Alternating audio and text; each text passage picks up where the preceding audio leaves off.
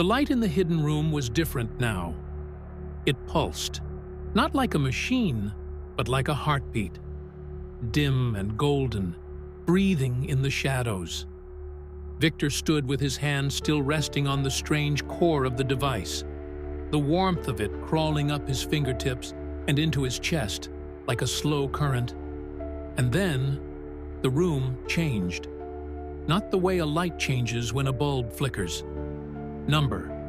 The air shifted, the walls breathed, and suddenly, Victor was no longer in his own time.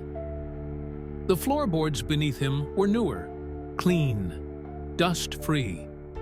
The strange mechanical parts that once lay discarded were now polished and assembled.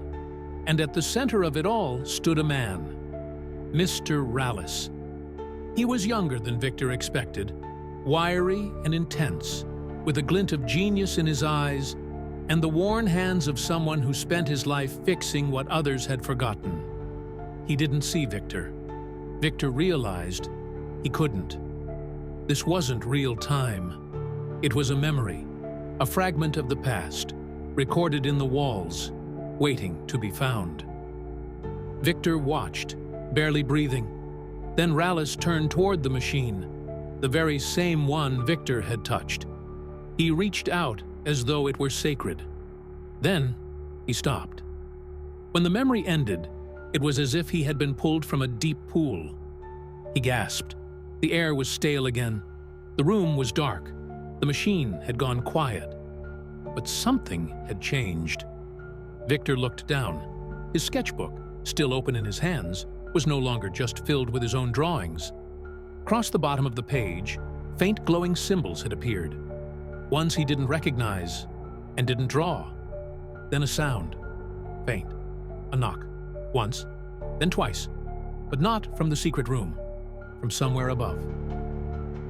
Victor crept back out into the hallway. Everything was too quiet. The building always had a hum. Pipes, wind, old wiring. But now, it felt like the whole place was holding its breath. At the end of the corridor was a door. Apartment 3B. It had been empty for months. The tenant left suddenly, or so people said.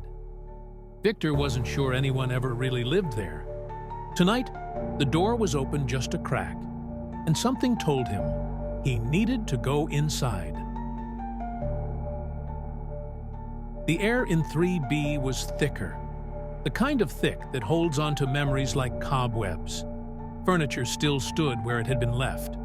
A coffee mug with dried tea. A book flipped open on a table. And on the wall, drawn in crayon, a child's picture. Victor walked closer. The drawing was of the building, and something beneath it. Something hidden. He reached out, brushing the edge of the faded paper with his fingers. And then, like a whisper pressed against his ear, he heard it. "Find me." Victor stumbled back. The voice wasn't loud. It wasn't cruel. It was lonely.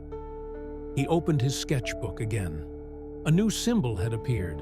He hadn't drawn it, but it was there. And he knew, somehow, that this wasn't just about Mr. Rallis anymore. There was something else buried in the walls of Belridge. Someone who was calling out. And Victor was the only one who could hear them.